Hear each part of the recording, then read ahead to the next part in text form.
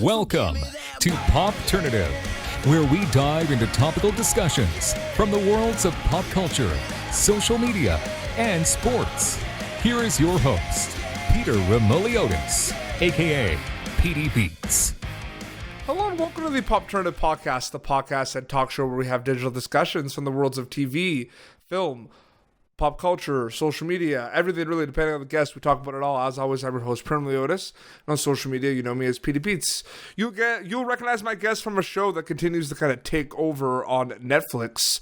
She plays Wheezie Cameron on Outer Banks. We're with Julia Antonelli. Julia, welcome to Popternative.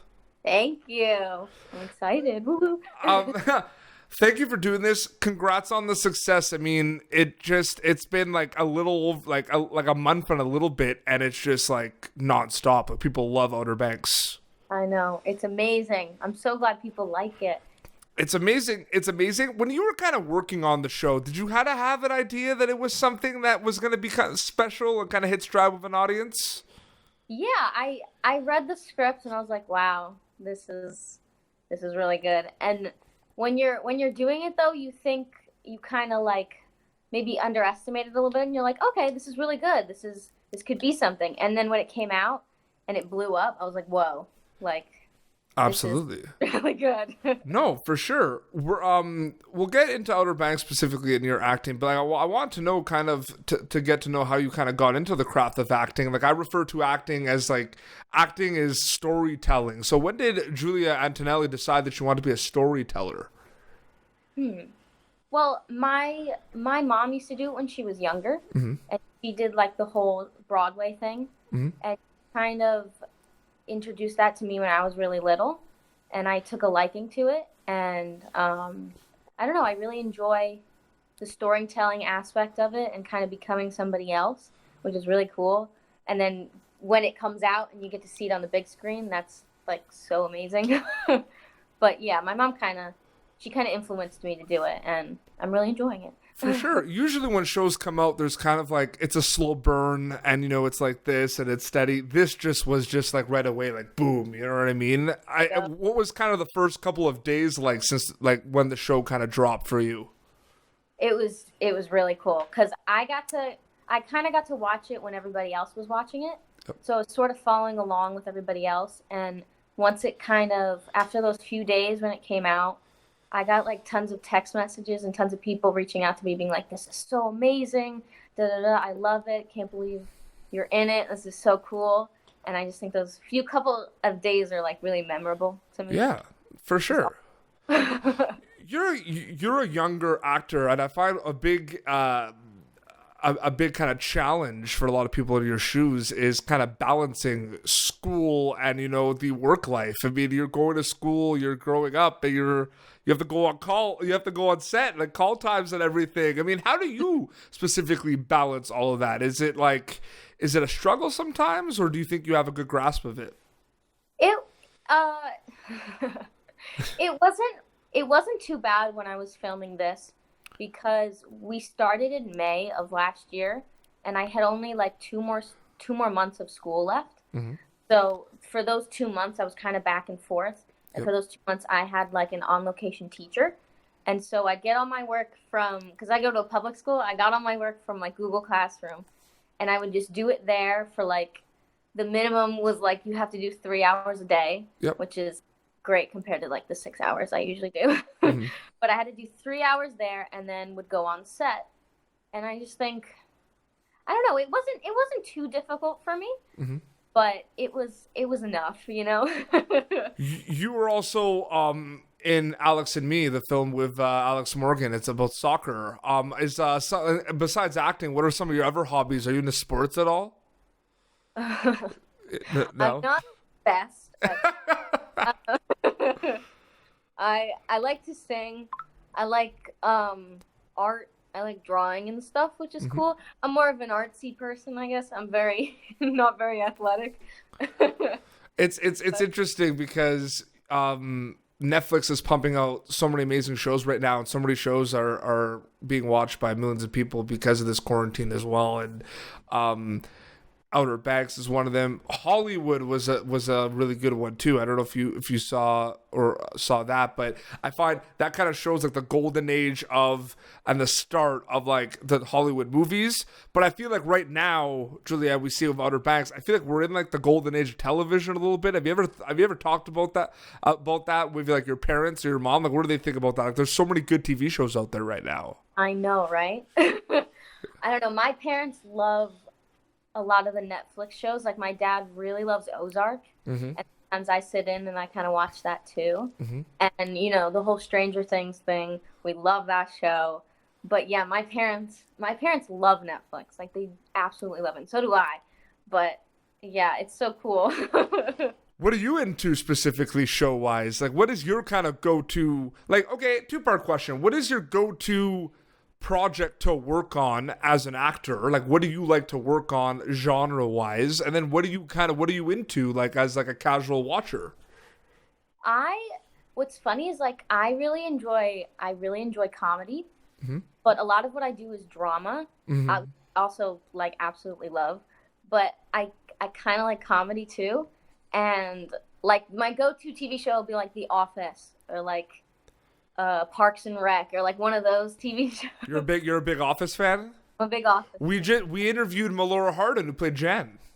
Really? Yeah, it was great. She was talking about how like there's no shelf life. Like she shot that show like years ago, and like people still watch it every day. I love The Office. One of the best shows ever.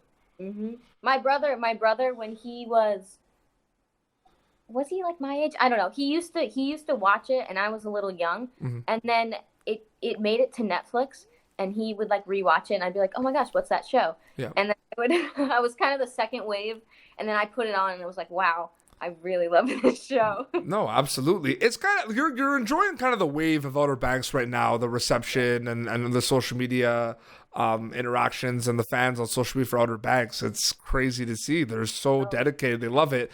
Have you thought about in terms of like what the next steps are a little bit? Like there's obviously maybe some more projects you kind of want to work on. Have you thought about the fact that Outer Banks, for all of you cast members that do an amazing job in it, like this could be a bit of a door opener for you guys, so to speak? I know. So cool. I would have never like expected it to be such a great opportunity, and you're right, it's like a door opener, and I don't even know. It's so exciting to think about the fact that maybe the role that I got off of like I literally like I auditioned for it. I taped it like in front of this wall right here. And I taped it, sent it in. They were like, "You're good. We want you to play this character." And I like went down there, filmed it real quick, and then to see it is so amazing. And I don't know. Yeah, you're right. It's a door opener, and I can't wait to see if I. But you worked on a couple. You're relatively new to kind of like working on projects. But before Outer Banks, you worked on a few really cool projects as well, right? Like I mentioned Alex and Me, but there was some other ones as well. Yeah, I did 2 shows for Nickelodeon. Yep. Which was really, really cool opportunity, and that kind of like kickstarted me into like doing more. Yeah. And I did a movie with Angelica Houston, where I played a younger version of her, and that was really cool. That is awesome. No, you've accomplished a lot at such a like short amount of time. That's awesome. Good for you. Okay, let's talk about Outer Banks. Let's talk about your character, Wheezie Cameron. All right, you are a pain. Yeah. Right? Yeah. But that's the point of the character, correct? Yes. The annoying little sister. So when people come to you and be like, man, your character was so annoying, like I can't stand you, you're kind of like, thank you. Like that was the point.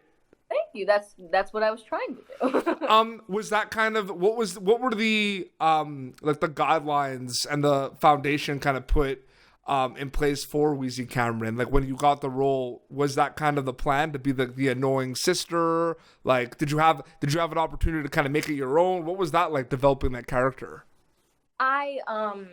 When I auditioned for it, the role said like exactly what you said, like the kind of like annoying little sister wants to be involved in whatever the sister is doing. Yeah. She does. But yeah, I auditioned for it, got it, And when I got to the set, they kind of let me have a little more freedom than I expected. And they were like, just go. Like, I had a scene with Topper where I snitch on John B. Yes. I was just about to say the snitch. It's like, you know what I was going to ask? Exactly. That whole scene, I'm just like spilling like details of John B onto Topper, which like, why? I don't know. But when I was doing it, they were like, yeah, just go off, tell Topper what the sister's been doing. I even mentioned like the fact that she's like cheated on her past boyfriends. Yeah. So and I kind of went off on, and that was like the first scene that I did. Mm-hmm. And I just remember like them being like, yeah, just spit a bunch of like things onto Topper and just see how he reacts. Yep. And yeah, they gave me like a lot of freedom to kind of do the whole, young sister annoying kind of. That's amazing. Talk a little bit about the relationship that you have with the other like cast members. I mean, it looked like a really big family on set. It looked like everyone kind of got along. And I spoke to Gary Weeks, who played JJ's father, on the show, and he says it was like camp. You know what I mean? Like everyone would be together and like hang out and tell stories and play music together. Like, what was your experience on set of Outer Banks like? Yeah, I was kind of there every so often. Yep. But when I was there, it was really like they were very like accepting, because I kind of felt I was really shy. I'm kind of a shy person. But when I got there, they were very like, hey, what's up? They're very, very sweet and like accepting people. And yeah, it's like one big happy family. And we all get along so well. And I love that, because that makes the show really strong. And you can see like the chemistry that everybody has on the show. And it just looks like we're having so much fun. And we are. No, it is amazing. So in the entertainment industry, there's a lot of people that could wear many hats. They could, act. They could also write. They could direct. They could produce. They could do all that. But then indirectly, Julia, there's another way that you guys wear many hats. Is I feel like there's a lot of tasks and jobs when it comes to being an actor, because you obviously have your work like shooting the show and auditioning for shows.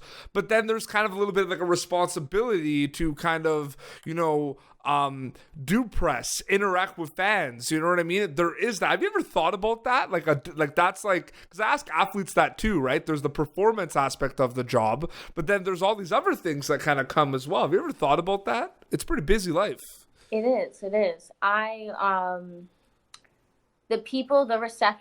reception? I don't know if that's yeah, the reception, yeah. Like the loving fans that are coming from the show, and to see all the comments that I get on my Instagram and be like, I watched it like 7 times, da da da da. I love hearing that. That's amazing. And not only is the acting part so fun to do, but when it comes out and the payoff that you get from when it comes out is so like heartwarming and awesome to see. And it's awesome to see that people love something that took us so long and so much hard work to make. And yeah, the payoff is just like amazing. What were some learning experiences that you had as a storyteller on the set of Outer Banks, Julia? Mm-hmm. When I got the role, I was very shy, like I said. Yep. But when I was doing the scenes, I'm kind of used to like the like almost like theater acting, where you kind of say things a little bit more excitingly than, I don't know, like like normal. Yep. And when I got there, all of the great actors that are on the show taught me how to be like a little bit more natural with your lines. Yep. And overall, they like really, really helped me to like be like get better at acting, which is what was happening. And so I'd do the scene and I'd watch like I did a scene with Drew, who plays Rafe. Yep. And he is so good. And like, I was like looking at him, I was like, oh my God, this is so good. He's amazing. Yeah.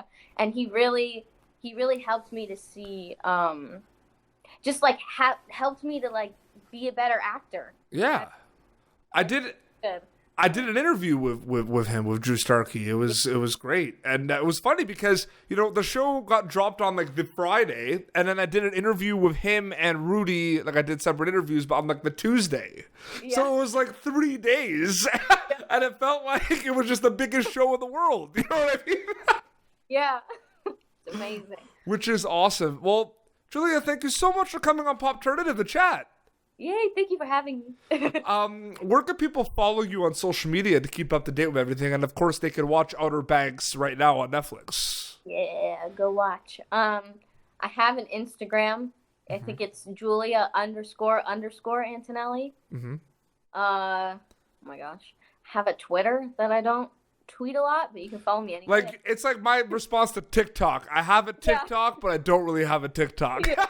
Like, follow me at your own choice. But I think it's like Julia Antonelli _. And then I also have a TikTok, It's like Julia _ Antonelli. It's all along that like basis, but yeah. Absolutely. Well, thank you so much, and congratulations on the role, and I wish you all the best with your future projects as well. This is awesome. Thank you so much. Well, this has been Popternative, youtube.com/Popternative for previous episodes, and until next time, this is Julia Antonelli and PD Beats signing off. Thank you for tuning in to Popternative. Make sure to check out our past episodes of Popternative on YouTube. Be sure to like Popternative on Facebook and follow us on Twitter. This has been an Autograph Communications production.